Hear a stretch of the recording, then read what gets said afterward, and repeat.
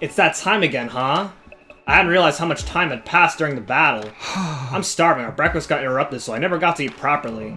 Trying to keep my stomach from growling, I laid out the meal I prepared on my desk, but I couldn't bring myself to eat a single bite. Why? I wanted to put it in my mouth, but my mind refused it. This isn't what I want to eat. It isn't? But then, what do I want to eat? It's only day 15. I can't start tripping now. I reassured myself, and just as I was about to force some food into my mouth, I whirled around, sensing a presence. Sure enough, there he was. You haven't been looking so good lately. Is something wrong? You don't seem to be in great spirits yourself. Did you catch a cold? Sadly, I've never felt so much as a cool breeze. I'm kidding. What's the matter? I was just curious about how you were holding up. I saw today's battle. Right, we owe you for that bomb. It was incredibly powerful. A certain amount of undying flames need to be drained from me every day. Honestly, even at the pace the machines are going, it's barely enough. The bomb used up even more energy on top of that. So that's why you seem so weak. Hey, do you think my flames are helping you achieve your desired future? Of course they are. I came from the future, so I should know. Your power is indispensable if all of us want to survive all 100 days here. I see, right. If there is hope in the future you wish for, I'll lend you my strength, but if the path toward that future changes... If the path changes, what do you mean by that? I can't explain it well, but maybe my fears are unfounded, but...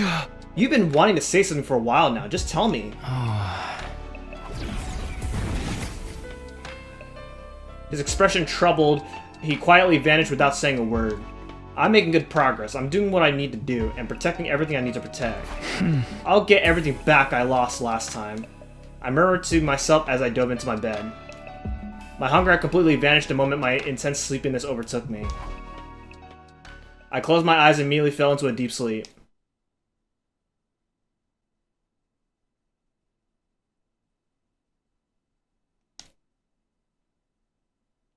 I slowly opened my eyes, unsure if I was in reality or a dream. What time is it? I rubbed my eyes, got up, and checked the clock. To my surprise, it was already late at night. No way! How long was I asleep? My head hurt violently, maybe from oversleeping. I took some supplements and crawled back into bed. I feel like I could sleep forever. I couldn't bring myself to move, and as I curled up in the blanket, I grew sleepy once again. I should be training or strategizing or doing anything other than this. Exhaustion worn out, I couldn't find the will to do anything. In the end, I didn't leave my room at all and fell back into a deep sleep. And so day 16 at Last Events Academy had passed without anything happening at all, I think.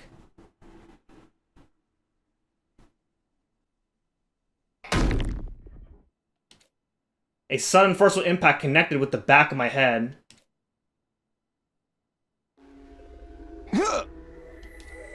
My head ached so badly I thought it would split in two.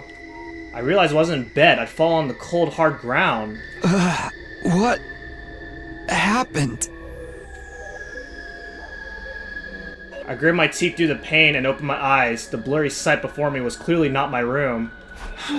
Is this the biolab? It had that distinct medical smell and the familiar lights used for surgery. I was sure of it. But what the heck am I doing here? I was sleeping in my room. Gripping my throbbing head, I slowly got up. I need to figure out what happened. Just then, I sensed someone by the operating table. I strained my eyes and saw... Hiruko! A few feet away, Hiruko had fallen on her backside in front of the operating table. Hiruko, what are you doing here? Her expression looked immensely pained, and in front of her was someone standing over her, holding a rubbling power saw. Who are you? They were wearing something that looked like a diving suit, their face hidden under their helmet. I immediately knew what was happening as they slowly approached Hiruko. No, she's gonna die! I moved before I could even think. I ran toward the strange figure. I rammed the person holding the saw with my entire body. They staggered for a moment, but quickly regained their footing. Stay down! I grabbed at them again, trying to get them to drop their weapon, but they were holding on tight, leading to a tug-of-war between us. Let it go! Drop it! I couldn't move too dexterously while I was dodging the blade, and eventually they backed me up near the window. No! They'll kill me! It's do or die! The moment we reversed positions, I grabbed them and tackled them as hard as I could.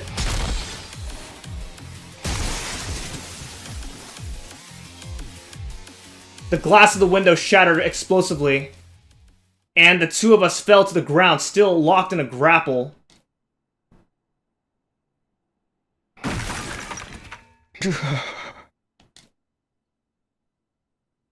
My chest ached as if it'd been crushed. I couldn't breathe properly, but I still got myself on my feet and glanced around. They were right, practically within arm's reach. They silently grabbed the power saw and began to draw closer to me. I need to run or they'll kill me. I ran at full speed in the darkness. Who are they? Why are they doing this? I was clueless, drenched in horrible, uneasy sweat. Run, run, run! But where? If I run inside the school, someone else might get hurt. Glancing back at the shadowy figure closing in on me, all I could do was keep running. Eventually, I ended up at... I finally stopped my path, blocked by the raging flames. Dang it, where do I run to? I turned on my heel and... The violently spinning blade of the power saw was slowly getting closer. I tried to back away, but the flames licked at my back. There's nowhere to run. They raised the power saw, staring at me like they were locking onto their target, and viciously swung it down. I'm going to die. The blade was coming right at me, so I...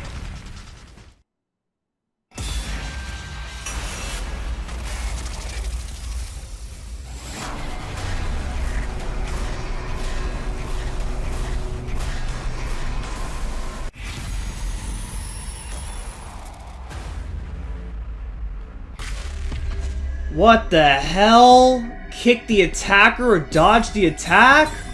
Well, obviously you want to dodge the attack, but then kick the attacker? I mean, yes, you're trying to freaking defend myself. If I dodge the attack, what happens after that?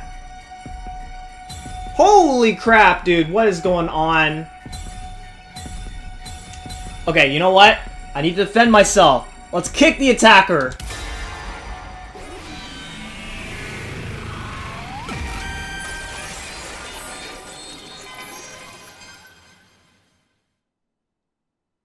Keeping the attacker in sight, I adjusted my balance. I let momentum carry me forward and kicked their leg as hard as I could. Got you like that!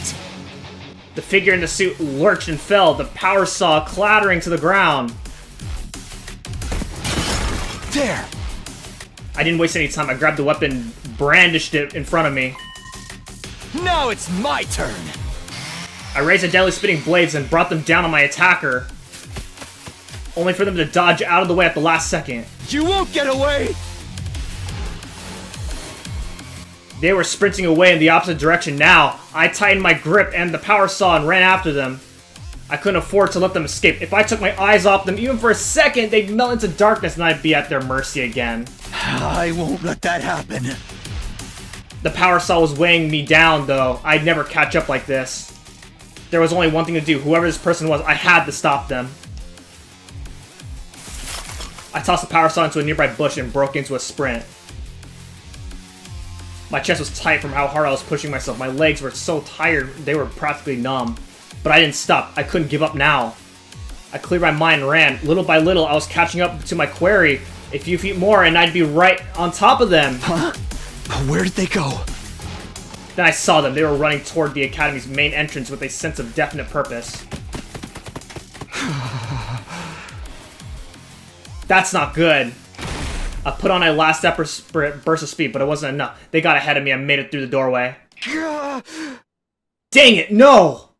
In the darkness, I hadn't noticed where they were going until it was too late. Now, thanks to my carelessness, the school's safety had been compromised. I have to hurry. I ran into the school, following the strange figure's footsteps. I hadn't given up on catching them yet. The person in the black suit continued to run around the school. They moved confidently, almost like they already knew their way around. Just where are you going anyway? I was still having trouble closing the distance between us. Then, they turned a corner and I lost sight of them. Where'd they go? No one answered my question. The only sound in the lonely hallway was my own voice echoing.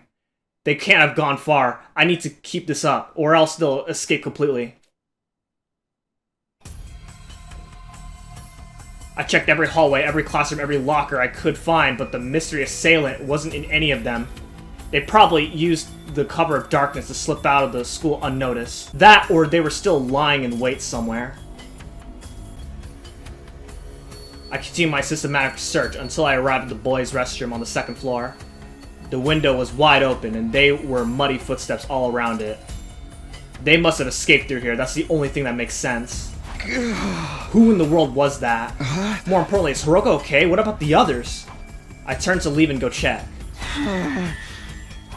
But all of a sudden, I felt like the inside of my head was getting turned inside out, and then...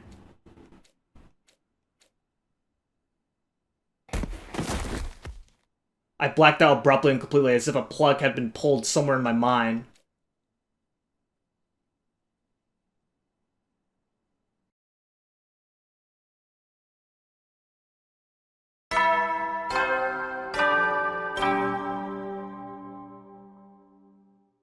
Up and Atom troops, time to rise and shine! Get ready for your 17th day of active service here at Last Defense Academy! Prepare to spend another day enduring the unendurable and suffering the insufferable to pave the way for humanity's future greatness. Be ready to give your lives to protect our beloved school from the vile and barbaric enemy!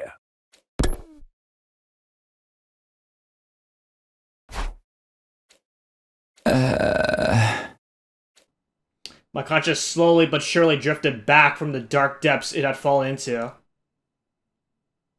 I opened my eyes and found myself looking up at a familiar ceiling. It's my room. I remember now. Last night, Hiruko was attacked by someone in a weird suit in the biolab. I chased after the attacker, but I lost him, and then I blacked out. Wait a minute, if I passed out, how did I get back here? I don't remember a thing. Did someone carry me here? And come to think of it... Hiruko, is she okay? Did anyone else get attacked?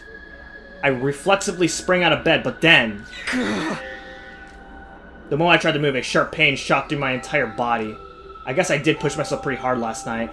I even jumped out of a second floor window. I don't think I broke any bones, but it still hurts. Looking in the mirror, I was covered in cuts and bruises. It was no wonder moving around hurt so much. Even so, I couldn't just stay out and recuperate. There were too many questions I needed answering. I fought through the pain and made my way to the cafeteria.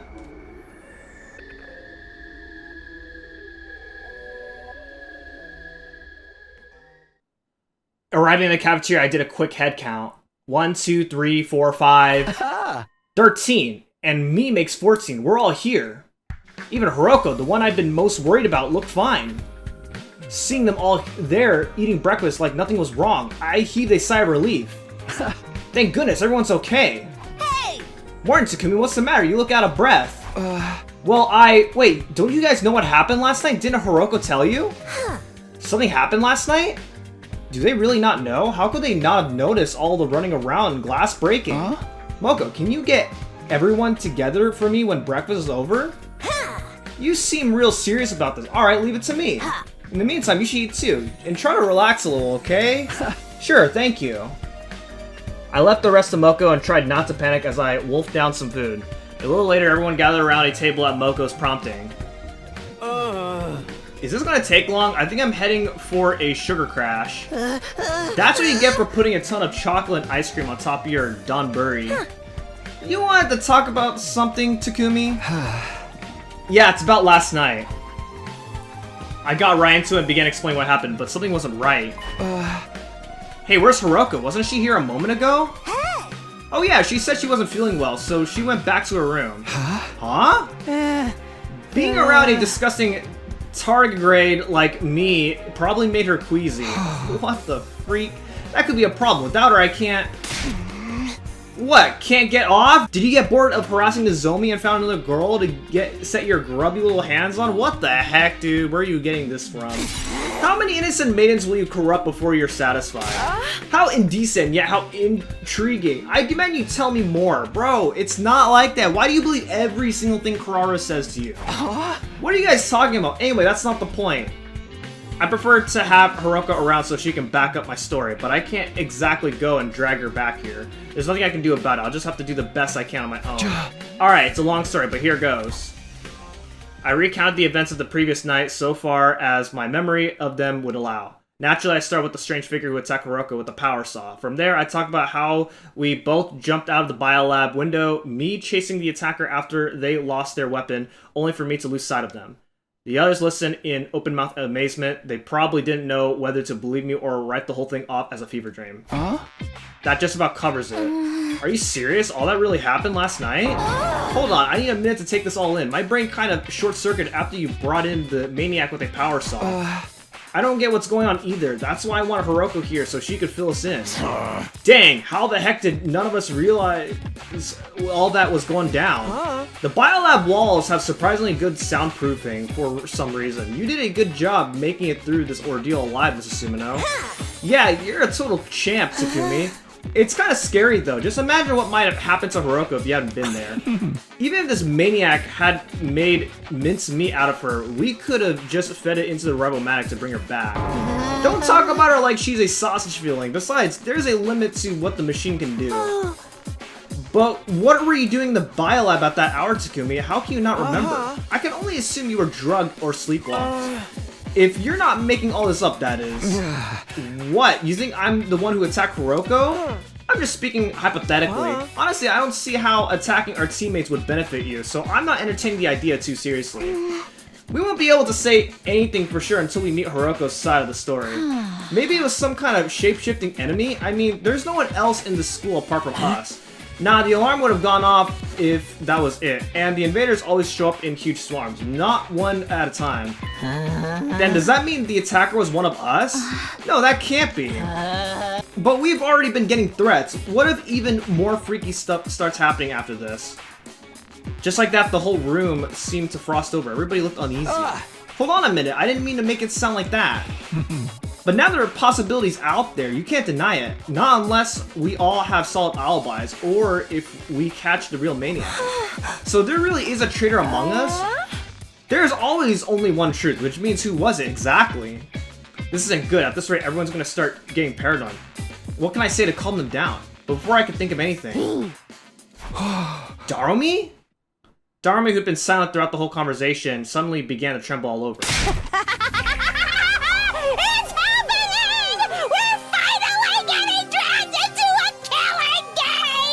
I can't believe that's all you can think about in a situation like this. There's a murder in our midst, a notorious serial killer. This is the kind of twist I've been waiting for. It was like a dam had suddenly burst. Darumi's deranged laughter filled the room. A serial killer hiding in a group of students? Only someone with a severely unsound mind would come up with something like that.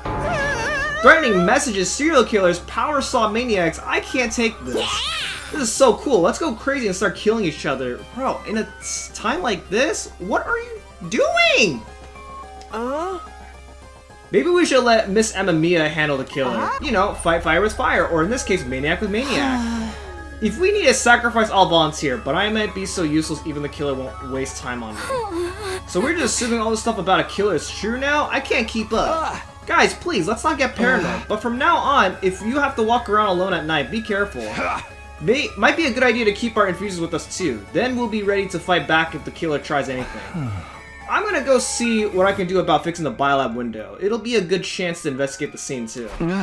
Thanks, sorry for the trouble. I'll go see how Hiruko's doing. I'll let you guys know if I find out anything new. Everyone nodded in agreement and the meeting broke up.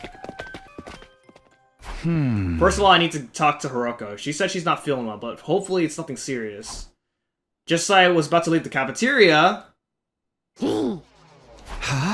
Darumi, you're still here? Seems like that diary was the real deal after all, huh? Don't worry, Takumi, I won't say a thing. It's our little secret. Laughing creepily to herself, Darmi skipped out of the cafeteria. I hadn't mentioned that old diary to anyone either. It wasn't exactly a credible source, and I didn't want to risk making everyone more paranoid. Anyway, I really need to talk to Hiruko. I pulled myself together and made my way to the dorm rooms on the roof.